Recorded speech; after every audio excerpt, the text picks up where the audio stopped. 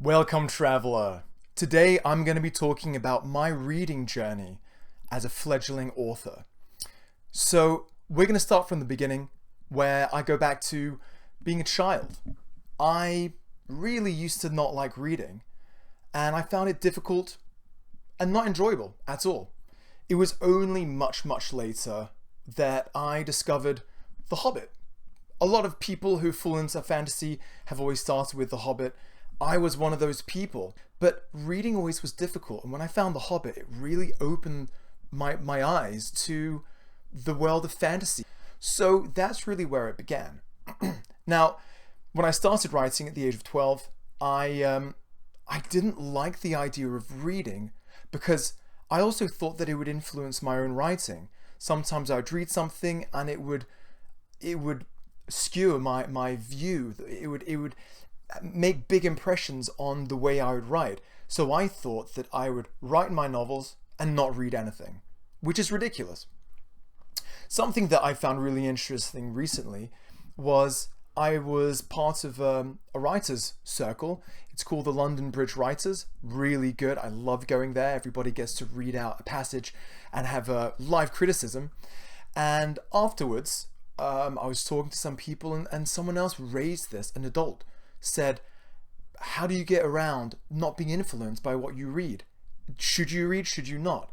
Now, when I really decided to take writing seriously, I decided to read as much as I could. Going back to my university degree, something that really stuck in my mind. A professor gave me some feedback on an assignment. It was a creative assignment that used works that we had studied. It was a class on Brecht, Bertolt Brecht, who was a German playwright. And his feedback was literally in an email saying, read, write, read, write, read some more, write some more, and then get good. And it didn't really make sense to me at first. I thought, this is really strange. How does that improve you? And as I've gotten older, I've realized that reading as much as you can really improves your writing. So I'm going to be talking about some of the books that I've decided to read to improve my understanding and my writing as a fantasy author, as well as some of the books that I hope to read. So when I decided to read, I went back to the classics. I thought, if I'm writing a fantasy novel, I need to understand what fantasy is. Where does it come from? Where does it all begin? Obviously, I'd read The Hobbit, The Lord of the Rings, some of the Narnia books, but there was so much more that had been undiscovered. One of my favorite cartoons, don't laugh about this because it honestly is one of the best. One of my favorite cartoons growing up was The Last Unicorn. It was so wonderful to me. And it was only after I'd watched it for the 12th time that I realized that it was actually based on a novel. And I thought, I should really start looking at the films and the cartoons that are based on fantasy novels. So it led me to looking up things like The Neverending Story, also based on a novel. So here are the classics. I'm going to give you a whistle-stop tour. I'm not going to give you a review. That I'll do later on individual books. But I just want to give you a whistle-stop tour of all the books that I have really decided to use to improve my understanding of authorship, of author's craft, and my understanding of fantasy. So it starts with the classics. The first one was The Wonderful Wizard of Oz, by L. Frank Baum. Picked it up. I thought, this is a classic. Why is it so popular? So I read that, enjoyed it. Obviously for children, but I could really see the appeal of the fantastical world. The next one was The Neverending Story. This is my old beaten up copy of The Neverending Story, by Michael Ende, German author. Really great book, and the chapters go by alphabet. The film is only the first part of this. The second film is sort of the rest of it. Not very accurate to the book, but it does a decent job. really interesting for children, but there's definitely a deeper meaning to it, which I have yet to really understand. The next one was Shardik. Now, this is written by Richard Adams, who wrote Watership Down. A friend recommended it because his dad loved it.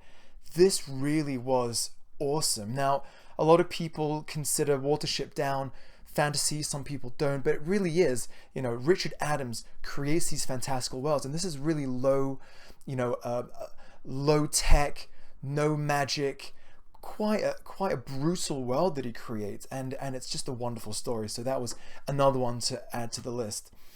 Obviously, The Last Unicorn, I've got it up here. I don't want to take it down because it's past my display. Wonderful book. I know it's Patrick Rothfus's favorite book, and the reason why is it's so well written. The words, the lyricism, it's just beautiful. The story is powerful. Again, it presents like a children's story, but there's deeper levels to it. Real adult themes that make you ponder. Once you put it down, you think, wow, like, why does that happen? And it leaves you with really strong feelings. So The Last Unicorn was another one that I picked up. So I was looking online, and obviously Ursula Le Guin and the Earthsea Quartet, which includes A Wizard of Earthsea, The Tombs of Atuan, The Furthest Shore, and Tehanu. So I read them all together, which took me absolutely ages. I'm a very slow reader, sadly. But again, this is a staple of the fantasy world. So I decided, why is this so important? Again, I've discovered this by watching Studio Ghibli's A Tale of Earthsea. And I thought, oh, actually, look at that. Another fantasy novel that's inspired, cartoons and modern culture. So I read that, got to terms with that. The next one is another classic fantasy. Now we're looking at the Dungeons and Dragons universe. It is the Dark Elf Trilogy by R.A. Salvatore, looking at Homeland, Exile, Sojourn. I'm not going to take them out because it's difficult. But again, these have been referred to constantly as staples of the fantasy genre, fantasy literature, shall we say. Enjoyable, they're fun, if you like Dungeons and Dragons, a bit of action, a bit of some sort of emotion. It's fun, the easy reads, nothing too deep. The character of Drizzt is interesting, definitely, which is worth exploring, but surface level fun. Titus Groan, I've lent the book to my friend, so I can't show it, but Titus Groan by Mervyn Peake was another one that kept coming up as a fundamental fantasy book. Now, that was a slog. In all honesty, I can understand why it's such an important British literature. His writing, if I'm talking about the Last Unicorn being well written, Titus Groan is incredibly rich. He is a wordsmith. If you want to compare him to Tolkien, I think he might be even better than Tolkien. His every sentence is so rich with description and detail, and it's this really surreal gothic world that he creates with these caricaturesque characters that are at the same time entertaining and amusing, as well as creepy and disturbing. So again, I looked that up, and it was really worth looking at. The last one that really hit on my searches, I looked all these things up. The one that came up quite a lot was The Magician by Raymond Feist, and this was, I think, split into two books: the Magician's Apprentice, and I can't remember the other one, but again, a big chunker.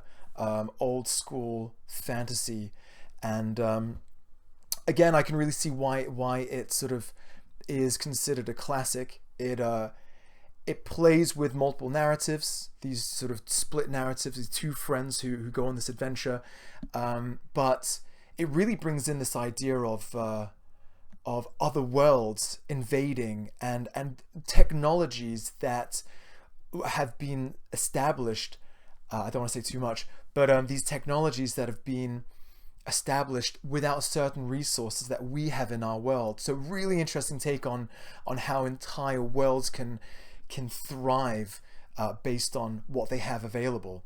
So those were a good chunk of the fantasy books that I thought these are going to be the foundations, the staple of fantasy, obviously excluding things like The Lord of the Rings, The Hobbit. But the last one, before I forget, is actually The Name of the Wind. Now, this one, people have a lot of mixed opinions. I have mixed opinions on it as well. But when you type in to the internet, or you ask anybody what the best fantasy novel is, a lot of people will go straight to Patrick Rothfus and say The Name of the Wind is up there. Now, again, talking about beautiful lyrics, wonderful prose, rich descriptions, great characters. Patrick Rothfuss does that in The Name of the Wind. It's a fantastical world as well. There's aspects that I don't enjoy. There's a big moment that takes place in a school. I likened it to Harry Potter. My friend was very offended by that, but I stand by that. And there's some aspects that I wasn't too keen on, but again, the wonderful idea of this unreliable narrator. He's telling the story of his past, someone's listening, and then you have to try and put the pieces together. But again, without saying too much, the moments where he describes the music and the way he's performing to make a bit of money, absolutely amazing. Those were my favorite parts, and the way he describes the notes and the melody and the sound, and even tuning up his instrument was so tactile, and someone who appreciates music, I loved that. So that is the bunch of the classics that I had looked up that kept coming up. Now, moving away from the classics, I'm trying to write Grimdark. So if anybody doesn't know what Grimdark is, this is my definition, bit of what I've seen online. Morally grey characters, ambiguous whether they are doing right or wrong, anti-heroes, it's a lot darker themes, more violence, adult situations. So I'm trying to write something that's more gritty, more real, more unpleasant really. And so again, I went to the internet and I typed in what are the best grimdark novels. So again, I embarked on my journey to force myself to read as much as I could to understand what the genre was and what people were enjoying about what was grimdark. So it began with The Assassin's Apprentice. You can debate whether it's grimdark or not. I like to put it in the grimdark category because it is quite gritty. It's quite torturous, difficult to read. And again, Robin Hobb, who wrote the Assassin's Apprentice, lovely prose, really knows how to describe things, quite powerful. It's here as well. I just don't want to take it down because it looks good. The next one was The Blade Itself by Joe Abercrombie, which is here, and I've got the whole set. But something I need to mention as well, I have decided only to read the debut novel of a lot of different authors. Now, the reason for this is I didn't want to, I'm a slow reader, so I didn't want to get stuck into an entire series.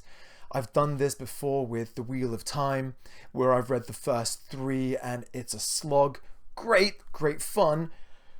Again, for a slow reader, you're spending a lot of time just chewing over words and learning about these characters, and it's very slow.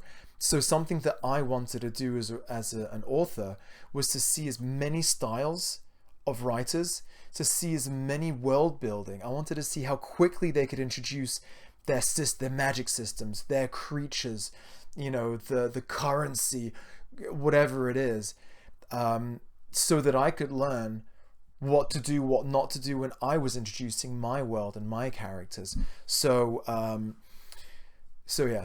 backtracking. So The Blade Itself came up all the time as one of the greatest grimdark novels. they call Joe Abercrombie the grandfather of Grimdark. Debatable. I mean, I don't know why he's been considered the grandfather. I'm sure there's other people that have come before him, but I understand why he gets the balance of humor and grittiness, and it just plays well on that awkward in between of, you know, epic high fantasy and gritty realistic and you know, unpleasant characters. So, you know, he does do a great job, and he writes really well. It's, you know, he doesn't overdo the descriptions. It's really you know, he describes things quite quickly, quite accurately, and then when needed, he can show off how well he knows how to write. So the next one, and again this one came up quite a lot, is Legend by David Gemmell. Just try and put that there. And this one came up loads. My friends read a lot of David Gemmell, and again I can see why. It's gritty, it's you know, kind of unpleasant, you know, brutal, and this is epic. You know, if you really like those books where they're in a dire situation and you know, there's everything to lose, literally. This is a really good one. It's this sort of last stand of this crumbling fortress that they have to defend, and these people unite to stop this invading force. So it's, you know, battle preparations are very military. So again, that one is awesome. Another one that came up was Andrzej Sarpkowski. I jumped in with The Last Wish. I saw it and it was quite short, and I thought, you know, I'll pick this up. A friend of mine berated me for not starting with The Blood of Elves, because that's the first one that was published and it's sort of the first book. This is a collection of short stories, but you really get the taste of these sort of twisted fairy tales, and again these quite gritty characters who, you know, there's no good or bad, there's no good or evil. It's really, people have lives and jobs and missions to do, whether they are doing good or not. And again, it's a really interesting take on that. Another one that came up quite a lot was The Prince of Thorns. So that one is here. I've got the next one. Haven't yet read it, but Prince of Thorn. Now again, people have very, very mixed opinions on this one. I believe that this is proper grimdark. The main character is so easy to dislike. He does some pretty awful stuff. He's nasty. I find that fascinating. You're reading a character who's just a nasty piece of work. And you know, just the way that he explores the world around him, sort of uses and abuses it. So I think that's really cool. And there's a really interesting twist about the world that they live in that I won't mention. The next one, The Black Company. So this one was really interesting. It came up quite a lot as, you know, classic grimdark. So I read it, and it comes across the way I would describe it. It really felt kind of like Vietnam military, sort of a bunch of mercenaries, a bunch of soldiers lumped together, you know, not really having a fixed place, but always having these missions to move on and help communities or you know, assassination missions, and it was gritty in that sense that there was a sort of open world where warfare was prevalent, and they were just soldiers really just sort of wandering around. So I like that. There was some nice elements, easy to read. It felt more pulpy than you know, literary, but fun. I did enjoy that. Maybe I won't read the next ones, but who knows. The next one that came up loads, and this is one that I can really vouch for, and I'm going to get his name wrong probably, but it's The Darkness That Comes Before by R. Scott Bakker. People pronounce it Baker, but it's written Bakker? I'm not sure. This post-apocalyptic fantasy, again, people just sort of trying to make sense of the world around them. There are these really mysterious religions that are emerging, and these sort of clashing ideologies. There's magic. There's you know, there are deities in it that people believe in or not, and there's emperors. Really interesting, violent. There are moments where you gasp, really, and you think, this is awful, and you can't stop reading it. So The Darkness That Comes Before, can't recommend it enough. I can't wait to read the next parts, but again, they're big old chunkers of a book. Another book that came up quite a lot on my searches for Grimdark was The Steel Remains by Richard Morgan. He wrote Altered Carbon, which became a series on Netflix, which I haven't watched yet. But this book is really interesting because one of the main reasons I enjoyed it was the main character. Now, again, talking about morally grey, interesting, gritty, quite real, morally ambiguous characters. He's this middle-aged ex-hero who is really jaded about the world, comes from a really rich family, and just his interactions with his family and his fame, his previous fame, is really interesting. He's also homosexual, which is really a good take on the new kind of fantasy heroes, because so often characters in fantasy stories are these archetypal, straightforward, stereotypical. He really stood out as different to the rest of them. So his character really drove my interest in reading the book. But the story itself, interesting, but maybe not all that captivating. Very brutal, you know, very funny. Some sexual scenes in it too, quite graphically described. So if you like that kind of stuff, this is really up your street. I found it quite enjoyable. So yeah, I see why it is considered you know, the top of Grimdark. Now, some honorable mentions. Now, these ones are self-published. I got sent this one from a friend because his friend wrote this, and it's called The Hobgoblin's Herald by A.R. Aston. Now, I loved this. It's about a girl who lives in poverty, really struggles to live, and one day in one of the snares, she captures a hobgoblin. Now, these are not your typical goblins. They're far taller, smarter, quite sinister creatures, and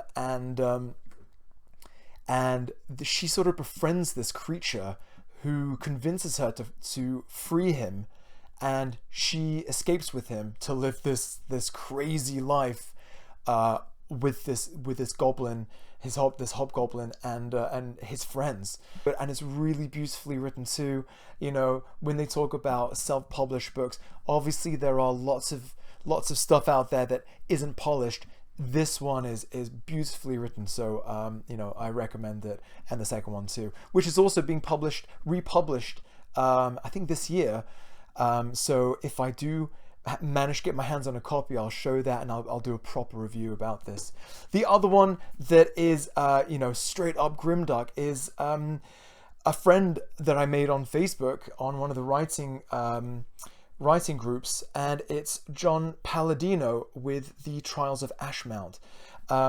He, similar to me, really wrote it as being grimdark. I think he was quite inspired by Joe Abercrombie. Has similar wit, cracks jokes about pretty serious things. Quite violent at parts, very gratuitous and sexual in other moments, and you know, quite a fun adventure that you know, keeps you guessing what's going on, and it's just easy page turner. So yeah, that's so that wraps up the books that I've read. Again, that doesn't cover everything that I've read. I try to read as much as I can. I read a lot of classics as well, but this is, you know, the Grimdark Whistle Stop tour. Now, there are some books that I still have to read. There are, you know, this isn't the all-inclusive grimdark package that you need to read. There's still a lot that I haven't read. So if you're thinking that there are some books that I haven't mentioned, please write them down in the comments, recommend some. But these are the ones that I've still yet to read. So behind me, The Lies of Loch Lamora by Scott Lynch, another one that's come up quite a lot. I don't know much about it, but I've heard it's really entertaining, very well written, magic systems good, apparently. I think they're all urchins, and they start by being sort of in this like a criminal gang. I don't know too much about it. I have to read it. The next one that I discovered when I was in Edinburgh in a little bookshop dedicated to fantasy and science fiction, or is it just fantasy? I can't remember, but there's a little bookshop in Edinburgh. I'll try and get the name and maybe post it. But it's super cool, and I walked in and I just asked the guy, what is the most brutal book that you have? And he gave me this one. Never heard of it. It is written by Devin Madsen, and apparently he wrote the Vengeance trilogy, The Blood of Whispers. I've never heard of that either, but it looks quite fun. It's published by Orbit, so can't be too bad. The next one that came up loads, and I'm really excited to read this, is The Shadow of the Torturer. Now this is a double pack. It's got Shadow of the Torturer, and what's the other one called? The Claw of the Conciliator. Can't read. By Gene Wolfe.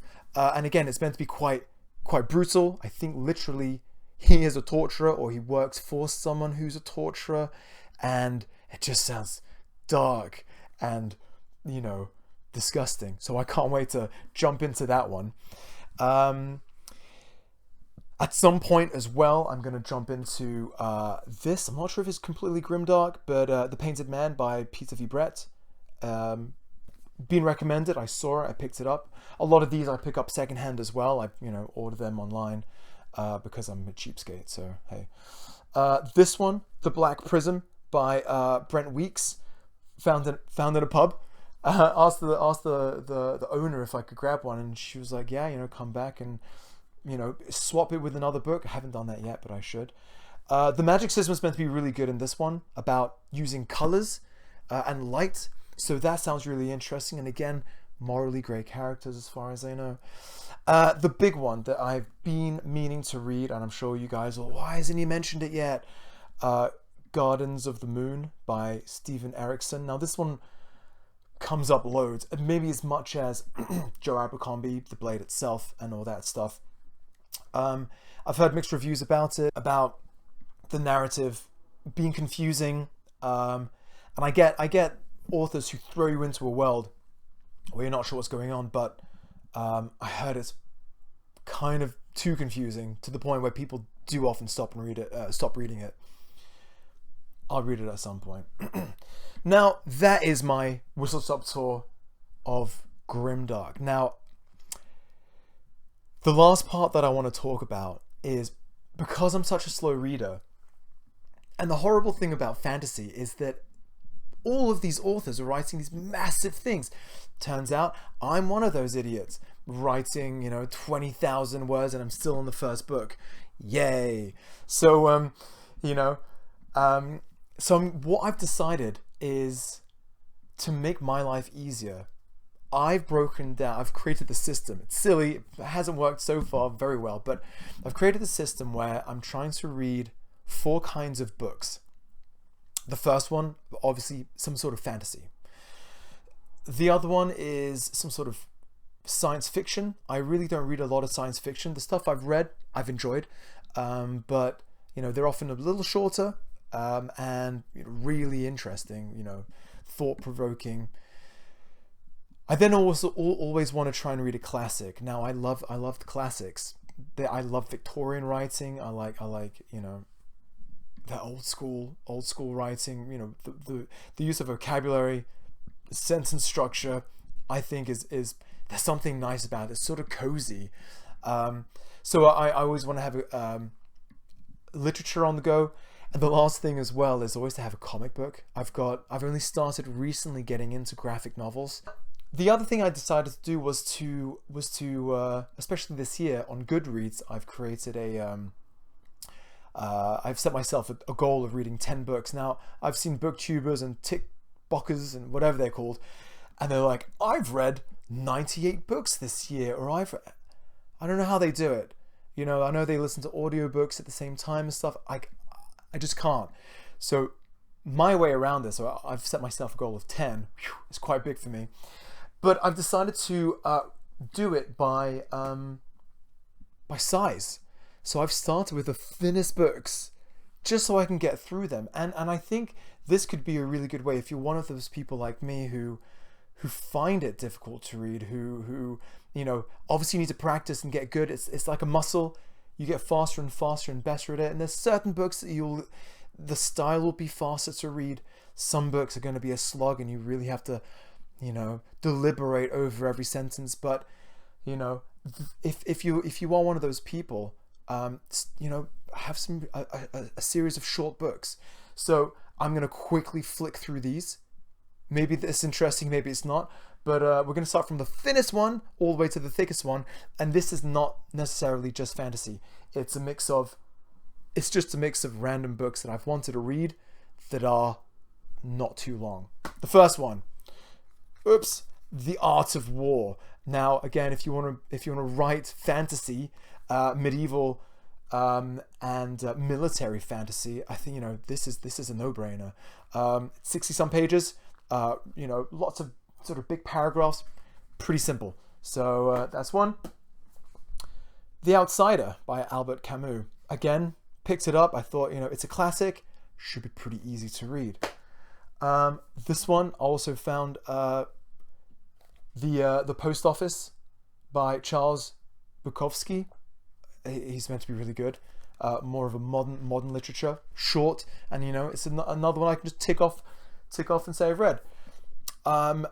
Three Men in a Boat, again a classic. Jerome K. Jerome. My dad loved this book. He said it was one of the funniest books he'd ever read. So, you know, rest his soul. I picked this up and I thought, you know, Dad, I'm going to read this, and sadly I won't be able to share it with him. But, you know, maybe one day. Another classic. I know there's a lot I haven't read. Frankenstein, Mary Shelley. Not too long, and again, sort of thick, chunky Victorian words, but gonna read that one as well. Some science fiction. Isaac Asimov, Foundation. Some people say it's not great. It's probably not the one that you should read, but it was thin and I picked it up and it was, you know, £4 at HMV, so I thought that'd be good. This is one I've always wanted to read. Margaret Atwood, The Handmaid's Tale. And again, we're talking about Grimdark. I think this kind of classifies as Grimdark. It's gritty, it's hard. So really excited to read that, and it's quite short. Now we're getting on to the bigger novels. Another short, easy one, The Color of Magic by Terry Pratchett. I've never read any Pratchett. People say he's amazing, and I know that they say that the first book isn't the best one. And again, I'm trying to read stuff about, you know, I'm trying to read debut novels to see where other authors began their journey. Another self-published one. This is my old science teacher, Hugh Duncan, Life on Mars.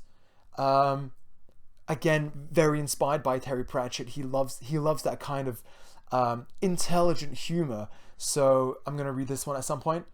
The last one that I'm going to try and read, again, not too long, is Prophet Song by Paul Lynch, who won the Booker Prize this year. I watched a talk with him. He read out a passage and I thought, man, you know, if I really want to be not just a pulpy, fun fantasy writer, you know, I want to make my writing solid. Why not read who's the person who won the Booker Prize? Very last one, and this one is one that I had to just jump in this year and start reading, and that's The Poppy War by R.F. Kuang. So I heard loads about this. This is meant to be quite grimdark. It's, you know, got a lot of swearing. it feels a little bit like YA writing, but then some of the subject matter, you know, there's drug references and stuff. I'm enjoying it. It's really easy to read. Again, a little longer. It's about 500 pages, but it's you know, I'm enjoying it. And when you find a book that you enjoy, you know, I'm sort of nearly done, over halfway, then it becomes easy to just crack on with it. So that is my tour of books that I have been reading to enrich myself as an author. I'm curious what you guys think about it, if you guys have a similar experience, or if you are one of those reluctant writers who don't want to be too influenced, or you really stick to one genre. You know, my advice is, you know, try and branch out as much as you can. Obviously, I'm not very big on non-fiction, but within fantasy and science fiction and the classics, I try to branch out as much as I can. I like being open-minded, but again, there's only so much you can read in your lifetime, and if you're not enjoying what you're reading, don't read it. It's a waste of time. So, you know, pick the ones that you're going to enjoy and that's going to help you open your mind and be a better writer. So, thanks for listening. Safe travels.